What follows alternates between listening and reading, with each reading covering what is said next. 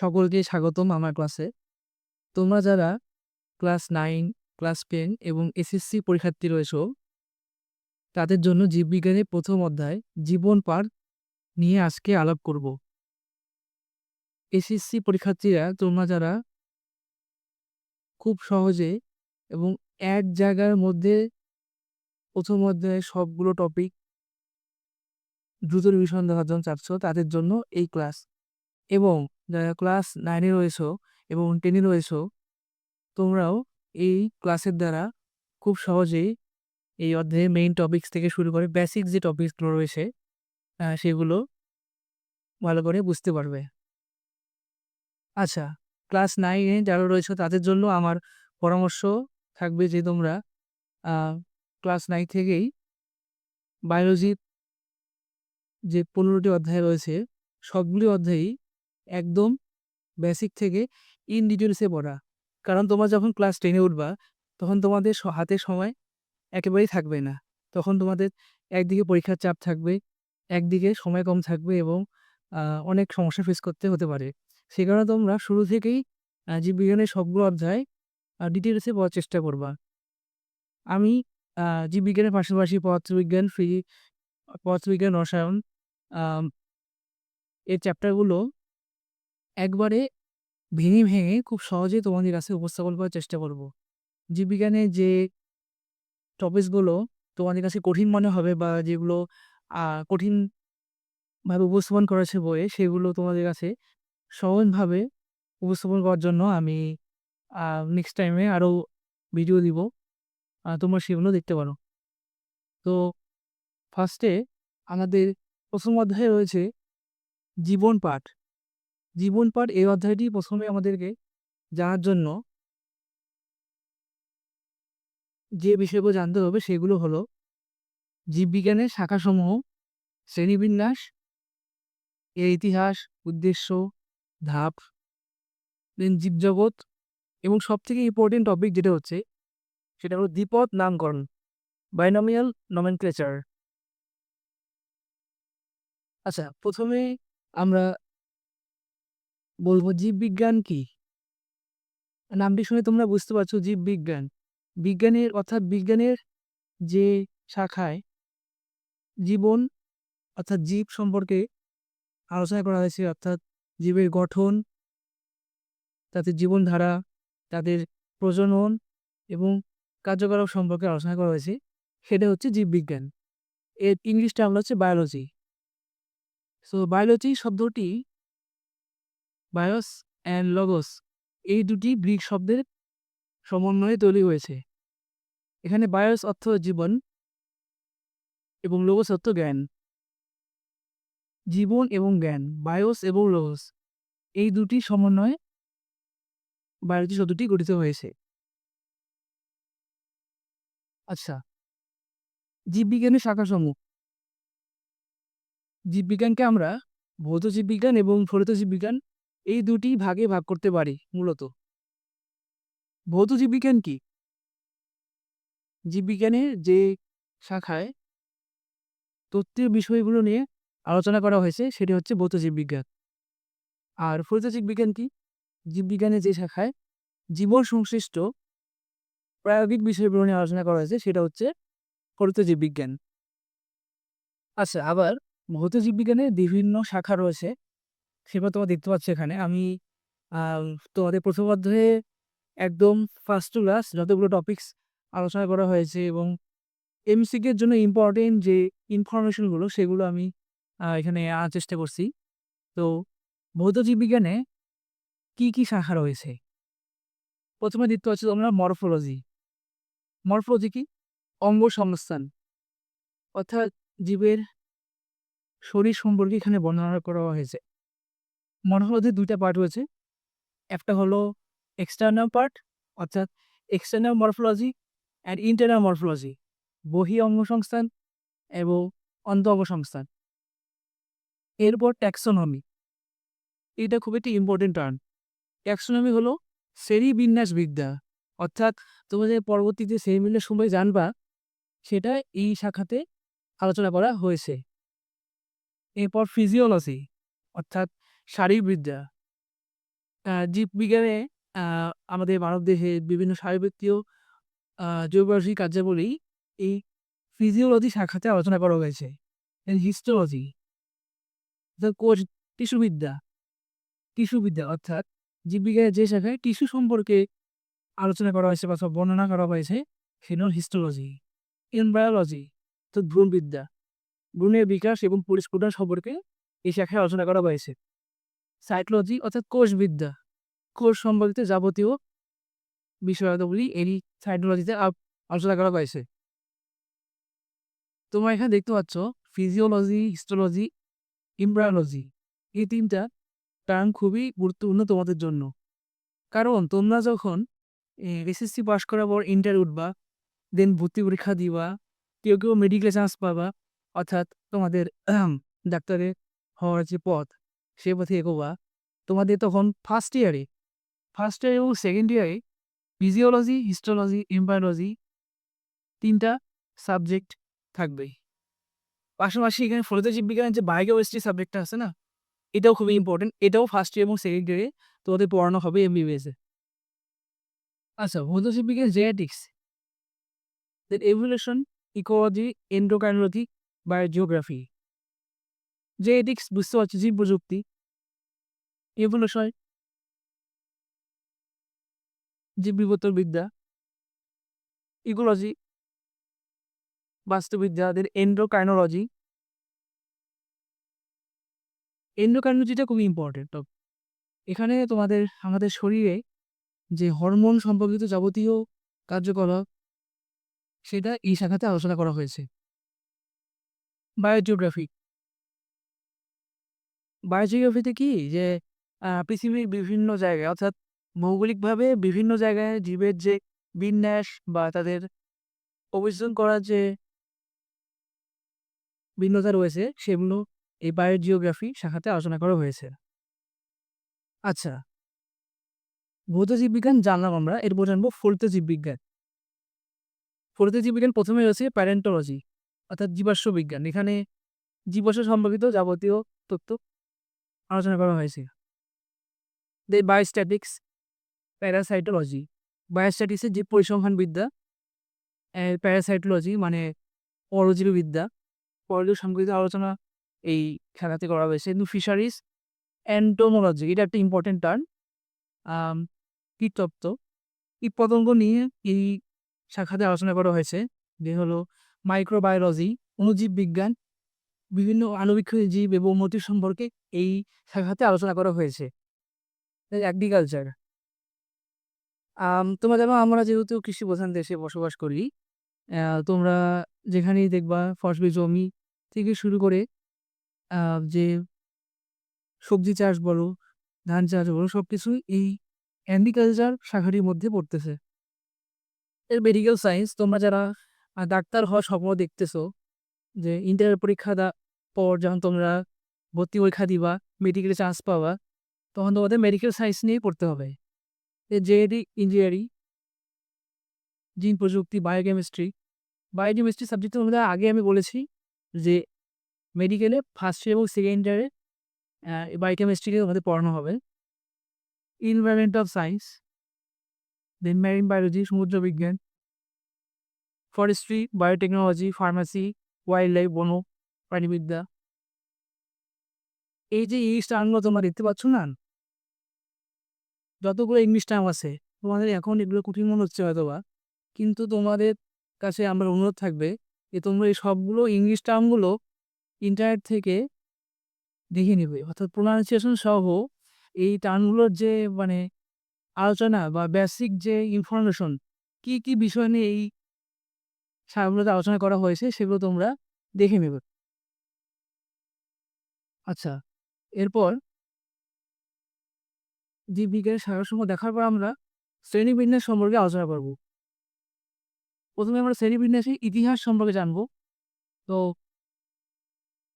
বিজ্ঞানী কেওলাস লিনিয়াস ১৭০৭ থেকে ১৭৭৮, তিনি একজন সুইডিশ প্রকৃতিবিদ। তো কেওলাস লিনিয়াস ১৭৩৫ সালে আপসালা বিশ্ববিদ্যালয় থেকে চিকিৎসা শাস্ত্রে ডিগ্রি লাভ করেন এবং তিনি সেখানে অ্যানাটমি বিভাগে অধ্যাপক হন। কেওলাসিনিয়াস সর্বপ্রথম জীবজগৎকে উদ্ভিদ জগৎ এবং প্রাণী জগৎ এই দুটি শাখাতে বিভক্ত করে। তো আমরা কেওলাসিনিয়াসকে সেরিমিনাসের জনক বলতে পারি।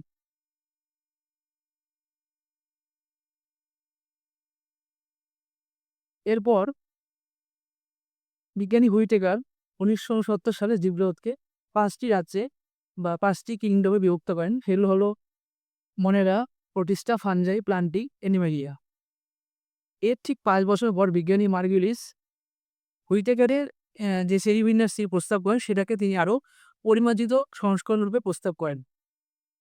তিনি প্রথমে জীবজগৎকে 2টি সুপার কিংডমে বিভক্ত করেন, সুপার কিংডম 1 এবং সুপার কিংডম 2, অর্থাৎ প্রোক্যারিওটা এবং ইউক্যারিওটা, এবং সেই 5টি রাজ্যকে এই 2টি সুপার কিংডমে অন্তর্ভুক্ত করেন।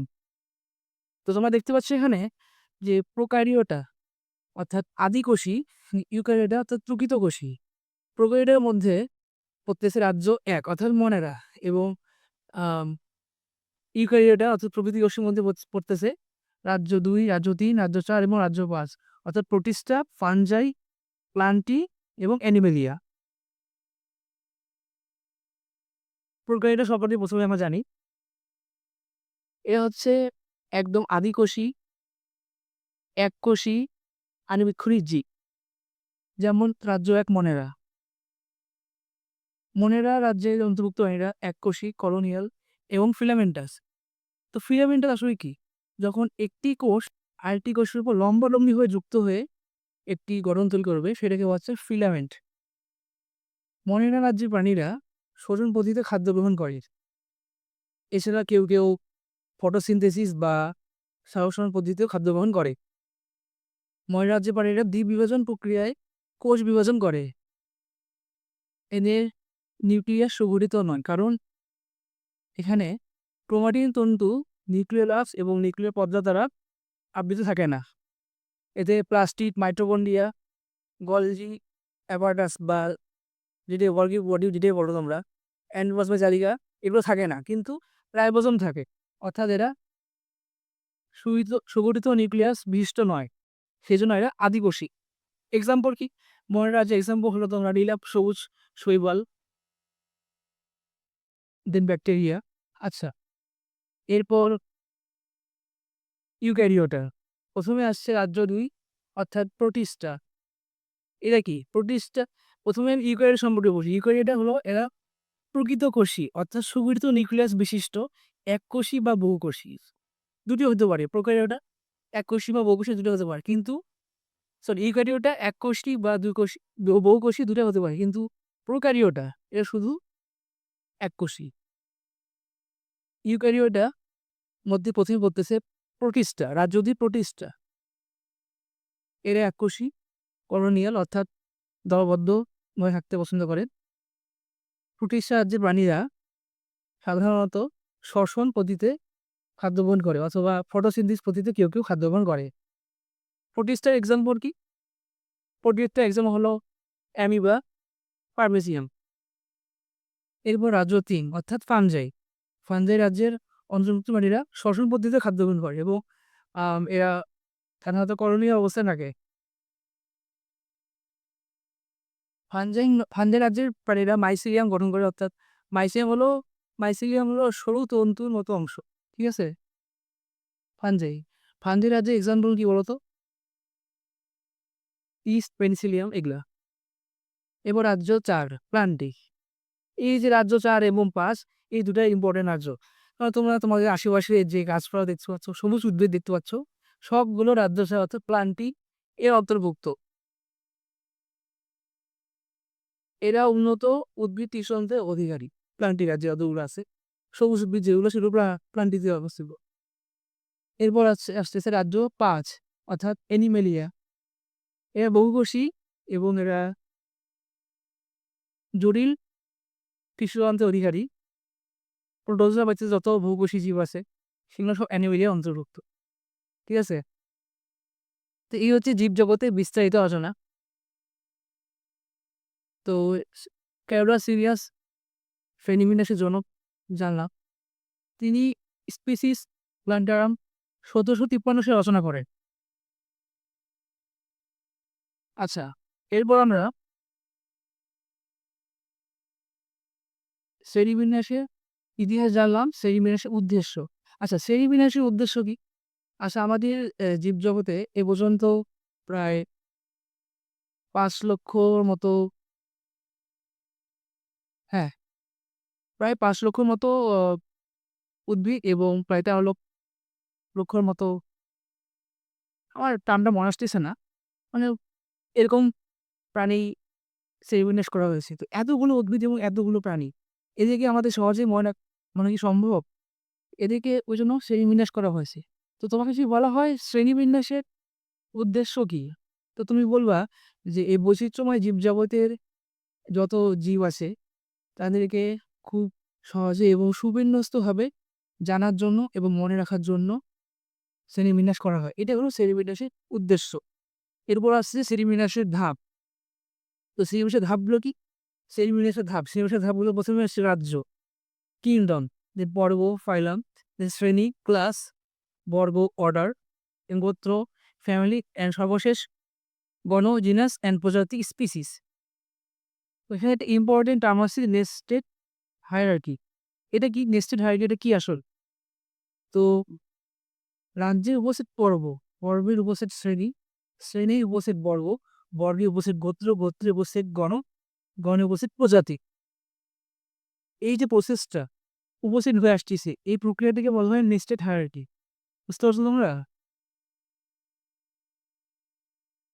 এরপর সবথেকে ইম্পোর্টেন্ট টপিক নিয়ে আলোচনা করবো আমি তোমাদের সাথে।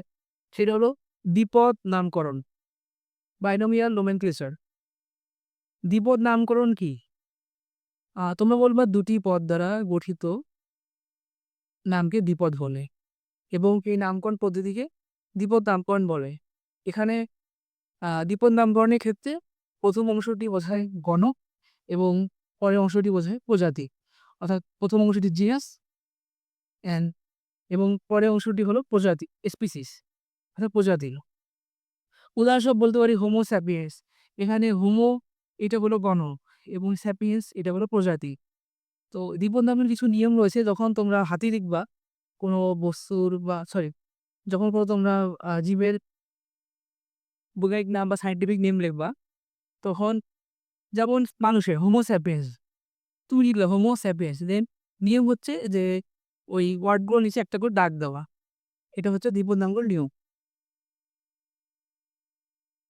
তোমাদের দ্বিপদ নামকরণ অর্থাৎ বৈজ্ঞানিক নামগুলো তোমাদের বই যেগুলো দেওয়া আছে, তোমাদের এক দেখে মনে হচ্ছে অনেক কঠিন নাম, উচ্চারণ পদ্ধতি হয়তো কষ্ট হচ্ছে। কিন্তু আমার সাজেশন হচ্ছে তোমাদেরকে এই নামগুলো মানে খুব যে কঠিন না বলবো না, একটু চেষ্টা করলেই পারবা তোমরা। তোমরা নামগুলোকে ২-১ বার করে প্র্যাকটিস করবা, দেখবা খুব সহজেই তোমরা আয়ত্ত করে ফেলছো। কারণ তোমাদেরকে আমি এই নামগুলো করতে বলতেছি কারণ তোমরা যখন এসএসসি পাস করে যখন ইন্টারভিউ দিবা বা যখন ভর্তি পরীক্ষা দিবা ইন্টার লাইফে ভার্সিটিতে ভর্তি হওয়ার জন্য, তখন কিন্তু সেখানেও অনেক জীবের যে বৈজ্ঞানিক নামগুলো সেগুলো তোমাদেরকে মুখস্থ করতে হচ্ছে বা লিখতে হচ্ছে। এবং তোমরা যখন ভার্সিটি লাইফে উঠবা, জুওলজি বা বোটানি ডিপার্টমেন্টে যাবা, সেখানেও তোমাদেরকে কি এই বৈজ্ঞানিক নামগুলো এবং আরও যে বৈজ্ঞানিক নামগুলো আছে সেগুলো যে প্র্যাকটিসটা সেগুলো করতে হবে। সো তোমরা যদি এখন থেকে এই প্র্যাকটিসটা রাখো, তোমাদের পরে গিয়ে তেমন একটা সমস্যা হবে না। দ্বিপদ নামকরণের ক্ষেত্রে তোমাদের প্রশ্ন আসতে পারে যে দ্বিপদ নামকরণ কাকে বলে পরীক্ষায়, বা দ্বিপদ নামকরণের একটা এক্সাম্পল দাও, উদাহরণ দাও। এরকম প্রশ্ন তোমাদের পরীক্ষায় আসবে। আচ্ছা, তো একবার আমি রিভিউ করি তোমাদের এই ক্লাসে কি আমি পড়ালাম। প্রথমেই আমরা জীববিজ্ঞানের যে সংজ্ঞাটা সেটা জানলাম। দেন বায়োলজি ওয়ার্ডটা কীভাবে তৈরি হয়েছে, অর্থাৎ বায়োস অ্যান্ড লগস এই দুটি গ্রিক ওয়ার্ড একত্রিত হয়ে বায়োলজি ওয়ার্ডটি ফর্ম করছে। দেন জীববিজ্ঞানের শাখাসমূহ আমরা জানলাম, ভৌত জীববিজ্ঞান, ফলিত জীববিজ্ঞান। ভৌত জীববিজ্ঞানের যে শাখাসমূহ রয়েছে সেগুলো জানলাম, ফলিত জীববিজ্ঞানের যে শাখাসমূহ রয়েছে সেগুলো জানলাম। এই ইংলিশ টার্মগুলো তোমরা দয়া করে মনে রাখবা, ইন ফিউচারে তোমাদের এগুলো কাজে দেবে। দেন জীববিজ্ঞানের শাখাসমূহ পড়ার পর আমরা শ্রেণীবিন্যাসে গেলাম। শ্রেণীবিন্যাসে কী দেখলাম আমরা? শ্রেণীবিন্যাসে আমরা ইতিহাস দেখলাম, অর্থাৎ ক্যালোস লিনিয়াস সুইডিশ প্রকৃতিবিদ ছিলেন। তার যে শ্রেণীবিন্যাসের যে ইতিহাস সেটা আমরা জানলাম। তিনি স্পিসিস প্ল্যান্টারাম ১৭৫৩ সালে রচনা করেন।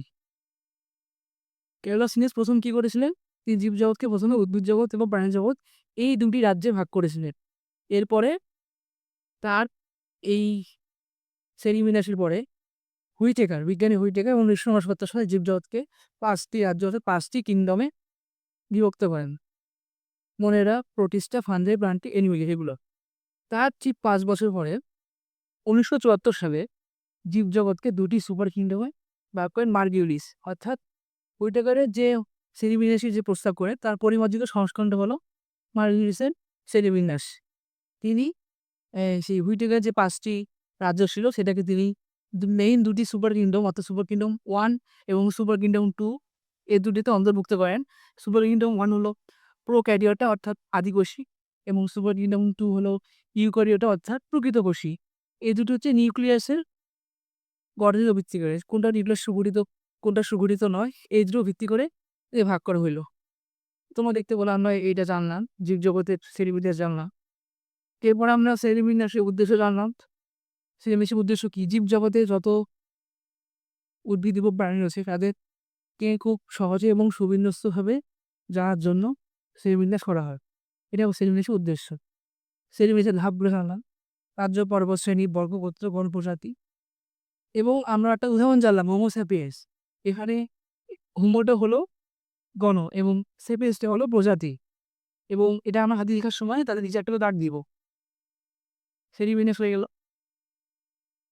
জীবজগৎ পড়লাম আমরা। দ্বিপদ নামকরণ আমরা জানলাম। দ্বিপদ নামকরণ অর্থাৎ বৈজ্ঞানিক নামকরণ এর সংজ্ঞাকে জানলাম। কীভাবে দ্বিপদ নামকরণ হয় সেটাও জানলাম। বিভিন্ন দ্বিপদ নামকরণ আছে যেমন অর্থাৎ সায়েন্টিফিক নেম আছে যেমন ধানে অরেঞ্জা স্যাটিভা, আমে হলো ম্যাঙ্গিফোরা ইন্ডিকা, দেন হলো কাঁঠালে আর্টোক্যাপাসিটার ফাইলাস, শাপলা নিউফিয়া নর্সারি, জবার হিবিস্কাস রোজা সিনেনসিস।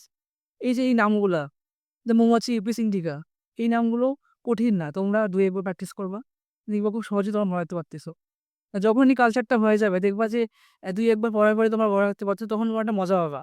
আর যখন তোমরা আনন্দ নিয়ে এটা পড়বা দেখবা যে এই অধ্যায়টা তোমাদের কাছে সবথেকে প্রিয় একটা অধ্যায় উঠবে জীববিজ্ঞানের। খুব দ্রুত অধ্যায়টা পরে রিভিশন করতে পারবো এবং খুব সহজেই এই টপিকসগুলো পরে রিকল করতে পারবা। সো আমার উদ্দেশ্য হচ্ছে যে জীববিজ্ঞানের যে তোমাদের ১৫টা অধ্যায় রয়েছে সেগুলো ধীরে ধীরে এইভাবে একদম টপিক ওয়াইজ একদম A to Z সব ডিটেইলস তুলে ধরা। পাশাপাশি জীববিজ্ঞানের পাশাপাশি পদার্থবিজ্ঞান, কেমিস্ট্রি এই সাবজেক্টগুলো যে চ্যাপ্টারগুলো রয়েছে সেগুলো আমি তোমাদের কাছে এভাবে চ্যাপ্টার ওয়াইজ একদম A to Z যত ডিটেইলস আছে সেগুলো এভাবে খুব দ্রুত অ্যান্সারগুলোকে দেখে নেওয়ার জন্য তুলে ধরার চেষ্টা করব। তোমরা যারা এসএসসি পরীক্ষার্থী হয়েছো তাদের হাতে সময় এখন তেমন নাই। তোমরা আমার ক্লাসগুলো দেখতে পারো এবং তোমাদের সামনে যে এক্সাম আছে এই ক্লাসগুলো তোমাদের জন্য উপকারী হবে বলে আমি আশা করতেছি। এরপরে তোমরা পদার্থবিজ্ঞান এবং রসায়নের যে চ্যাপ্টারগুলো রয়েছে সেখানে যে গুরুত্বপূর্ণ টপিকস পাশাপাশি যে জটিল টপিকসগুলো রয়েছে যেগুলো একটি ক্লাসের মধ্যে আনা সম্ভব হবে না সেগুলো আমি পরে সেই টপিকসগুলোকে আলাদাভাবে একটু গুরুত্ব সহকারে আম আলোচনা করার চেষ্টা করব যাতে করে তোমাদের বুঝতে সুবিধা হয়। জীববিজ্ঞানের ক্ষেত্রে সেরকম যে টপিকসগুলো তোমাদের একটি ক্লাসের মধ্যে কভার হবে না সেগুলো নেক্সটে আমি আলাদা ভিডিও ইস্যু দিয়ে দিব। তো তোমাদের জন্য আমার একটা কোশ্চেন রয়েছে এই চ্যাপ্টার থেকে একটা প্রশ্ন তোমাদের জন্য সেটা হলো কীটপতঙ্গ নিয়ে জীববিজ্ঞানের কোন শাখায় আলোচনা করা হয়? কীটপতঙ্গ জীববিজ্ঞানের কোন শাখায় আলোচনা করা হয়? এই প্রশ্নের উত্তরটা তোমরা কমেন্টে লিখে দাও। যেটা উত্তর সঠিক হবে তাকে আমি হাত দিয়ে দিব। তো আশা করি জীববিজ্ঞানের এই প্রথম অধ্যায় অর্থাৎ জীবন পাঠের সকল কিছু তোমাদের এখানে আমি তুলে ধরতে পেরেছি। সো দেখা হচ্ছে নেক্সট ক্লাসে। সবার জন্য দোয়া রইল।